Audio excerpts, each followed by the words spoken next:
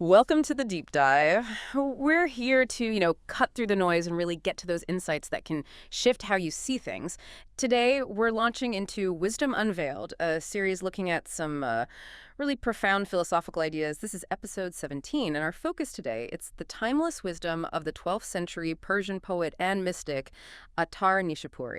Now, before we jump right in, just a quick but important note for you listening. The ideas we're discussing today, they come from translations of conversations with Iranian philosophers. And while, like any translation, some nuances, some details might not come across perfectly. So we do apologize if there are any discrepancies there. Okay, so our mission today is to really dive into this fascinating question Attar raises. What is beauty, really? Is it something we just perceive or maybe something we kind of create? And to get us started, we're going to look at this really poignant story from his Musibatnameh that's often called the Book of Trials. It's a perfect starting point.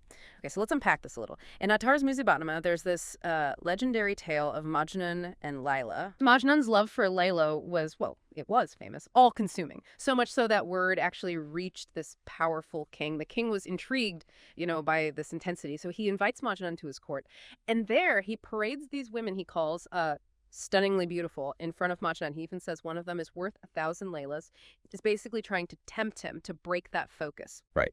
And what's truly remarkable here, and this is where Attar's insight really kicks in, is Majnun's reaction. He flat out refuses to even look at them. He says, "An eye that has seen Layla sees no one else."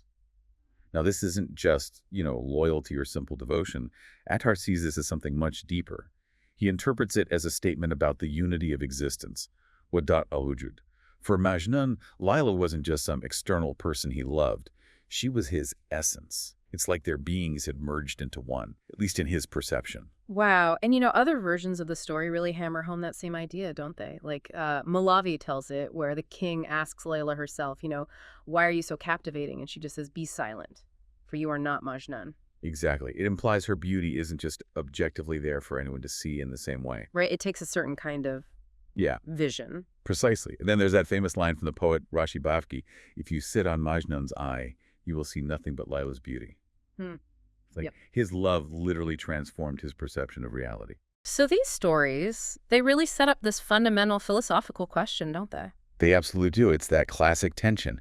Is beauty subjective purely in the eye of the beholder, like Majnun's intense focus suggests? Or is it an objective, inherent quality in the thing itself, like maybe Layla possessed, regardless of who looked? Modern Western thought often leans towards objective beauty, but Attar, well, he complicates that beautifully. Okay, so this isn't just some old story. It's asking us right now. Is beauty mostly an internal thing tied to our minds, our feelings? Or is it an external reality, something unchanging that's just there? And we could stretch this question, into the world of art too. Does an artist actually create beauty, like conjure it out of thin air? Or do they just discover it? Do they find beauty that's already somehow present and just give it form? Think about that ancient Greek philosopher, the musician, who said, "My ear hears the melody of the spheres." Right, that sounds like pure discovery. Like the music was pre-existing. Exactly. But then, what about Beethoven? Yes, the Fifth Symphony. Composed while completely deaf. How could he create something so complex, so beautiful, if he couldn't physically hear it? That really points towards creation, doesn't it? Pulls from within. It really does. It feels like you can argue compellingly for both sides. So how do we square that circle? Well, Attar's perspective, I think, suggests the answer isn't either. It's a synthesis. It's an interplay. True creation, for him, it's never really ex nihilo, never truly from absolute nothingness. The artist, the creator, they have this inner talent, sure, but also a deep connection to an external reality. The mind isn't just an empty box. It's tied to something bigger, a higher source, perhaps? Okay. Milano puts it beautifully. He says, the flutes are of God. Humans play them with lutes and throat. And he adds, whatever they make good and pleasant and beautiful, they do so for the discerning eye. So that implies both, doesn't it? A divine source discovery, but also human skill and perception creation. Precisely. Even Beethoven, right? Yeah. Physically deaf, yes, but he was said to hear, with an inner ear, the batin. It's like existence itself, the universe, has this underlying order, this rhythm, this beauty, a kind of divine melody that can be perceived inwardly. Wow. So it's like philosophy and mysticism are really converging right at this point. You could definitely say that. And this leads us nicely to the concept of the inner eye, the human soul, or nafsi nake, the rational soul. Its ability to comprehend is kind of analogous to the physical eye's ability to see. Okay, makes sense. Just like a healthy eye sees physical things, let's say a pure or cultivated soul comprehends directly. Through a process called shuhud, it means something like witnessing or direct seeing. That Our outer eye sees forms, shapes, colors. Our inner eye perceives these deeper, non-physical realities. It kind of echoes Plato's idea, or eidos, which is also about intellectual seeing, not just sensory. So going back to subjective versus objective, Yeah. how does this inner eye help reconcile them? Well, Attar would essentially say both perspectives hold truth. The artist, or any perceiver, does create the beauty in their mind, but crucially, not from nothing. That act of creation, that perception, is an inner seeing, but it's intrinsically linked to an external pre-existing reality. So the inner perception connects to something real outside. Exactly. He suggests that if you had what he calls an existent seeing eye, a hasty bin eye, even a thorny bush would look as beautiful as a rose, Why? because both are integral parts of the whole tapestry of existence. They both belong. The artist, the creator, manifests an inner vision that springs from that connection. Someone else may be lacking that connection or that inner sight, just wouldn't perceive the beauty in the same way. That's a profound way to look at it. So beauty isn't just there, and it's not just in my head, it's in the meeting of the two. Perfectly put. And this leads to another beautiful idea. All the specific beauty we see, a beautiful face, a melody, a poem, what's called a tayyun, a specific manifestation, it's actually just a limited expression of an infinite reality. Gary Motanahi Attar calls it. Unlimited. So finite things pointing to the infinite. Exactly. Think about it. Forms emerge from formlessness. Colors from colorlessness. Words, like the ones we're using now, emerge from silence or speechlessness. Your words right now are just a limited expression of a tiny part of your whole being, which is, in essence, infinite. So it's not about choosing subjective or objective. It's this dynamic dance between them, like a lock and key, maybe. Yeah, that's a great analogy, yes. Yeah. The mind, the subject, and external reality, the object, are what philosophers call mutadayathan, correlatives. They basically define each other. You can't really separate them or understand one without the other. Okay, this is getting really interesting. If beauty is this dance, this interaction, then there's that famous story about the Prophet Muhammad that seems to illustrate this perfectly. The one where Abu Jahl, known for his opposition, called the Prophet ugly. And the Prophet just replied, "You speak the truth." But then later, Abu Bakr, his close companion, praised his radiant beauty, and the Prophet again said, "You speak the truth." How can both be true? Right, and when people asked him why he agreed with both, his explanation was incredible. He said, "I am a polished mirror. Turk and Hindus see themselves in me as they are." Wow. Abu Jahl, representing ignorance or a kind of spiritual blindness, could only see his own inner state reflected back, his own ugliness, if you will. But Abu Bakr, possessing inner light, purity, saw the Prophet's true, profound beauty reflected. It's a powerful metaphor for how our own inner condition shapes what we perceive in the world around us. We see through the lens of who we are. So for us listening, how do we bridge that gap? How do we move from just seeing with our physical eyes to understanding with this deeper spiritual sense? How do we cultivate that inner eye? Well, it means moving beyond just the surface level, beyond being what's called queshri, someone stuck only in the senses. The path, as mystics describe it, involves an ascent, moving from basic sensation, hes, upwards, to imagination, kial, then potentially to higher levels like revelation, wadwe, and certainly to intellect, okul, and even deeper to the inner core of intellect, the batini, akwal. So it's a kind of inner journey. It is. And human potential, human greatness, perhaps lies in the ability to connect with those profound depths of our being, our inner core, which is tied to hasting existence itself. Yeah. And then to bring that beauty and truth back down, to manifest it through our outward senses, through our sight, our hearing, our speech. And crucially, this inner beauty, this essence, it wants to be expressed. It demands manifestation. There's a Persian saying, "A fairy-faced beauty cannot stay hidden." Pari rotape masuri nadrad. The outer inevitably reflects the inner. They're inseparable. That makes sense. It's like words again. Words are just sounds, really. Air vibrating, but they carry meaning. Without the meaning, they're empty. But with the meaning, they can transport you somewhere else entirely. Exactly. Rumi captures this perfectly. He says, meaning is that which frees you from form, makes you independent of nash, which means form or shape. Meaning itself doesn't have a form. It's boundless.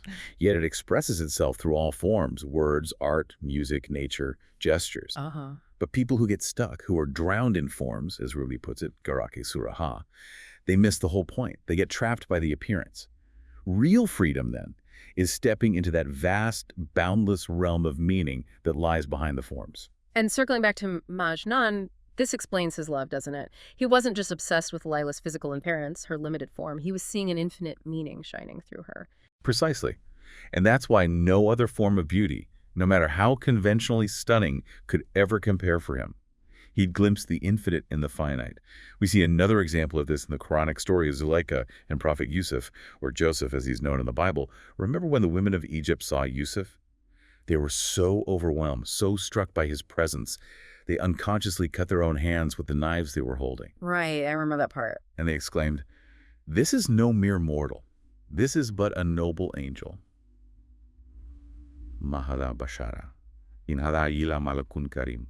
So what's the deeper insight there? Was he just incredibly good looking? Attar and others would say no, it was much more than that. They weren't just reacting to physical handsomeness. They had, for a moment, a glimpse of Yusuf's malakut, his inner, angelic heavenly reality. Their inner eye flickered open. Oh. And Zuleika, too, her intense attraction wasn't just to his physical form, but to this malakut, this inner radiance, which is why ultimately the Quran kind of implicitly clears her name, suggesting her attraction was actually aimed at a higher divine reality manifested in Yusuf, not just earthly desire. So beauty flows from this higher realm, the malakut, into our earthly realm, the mulk. That's the idea. And if something in our earthly realm loses that connection, if that channel to its heavenly reality or malakut is blocked, Yeah. it ceases to be truly beautiful. Ugliness then isn't really a thing in itself. It's just the state where that connection, that flow from the malakut is absent or closed off. Wow. Okay, so if beauty is connected to this higher reality, this malakut, what does that mean for how we try to understand it or measure it in our world? Does it mean beauty just can't be quantified? Absolutely. And this is a huge challenge for our modern way of thinking, which loves to measure everything. Beauty, in this view, is fundamentally qualitative, or kifi. It's not quantitative. It's mafakamakol, beyond categories, beyond measurement. You can't put Lila's beauty on a scale from 1 to 10, or measure a sunset's beauty in lumens. Exactly. You can't measure it in meters or kilograms. A world that's hyper-focused on technology, on quantification, on reducing everything to data. It's naturally going to struggle to grasp true beauty or any deep spiritual truth, because these things are inherently immeasurable. They belong to a different order of reality. That really resonates. And there's another fascinating idea connected to this, isn't there? That infinite beauty, it never actually repeats itself. That's right. Each encounter, each glance at true beauty is utterly unique, a fresh event. If Majnun had looked at Lila for 1,000 years, each single gaze would have been a completely new experience for him. Because it's drawing from an infinite source. Precisely.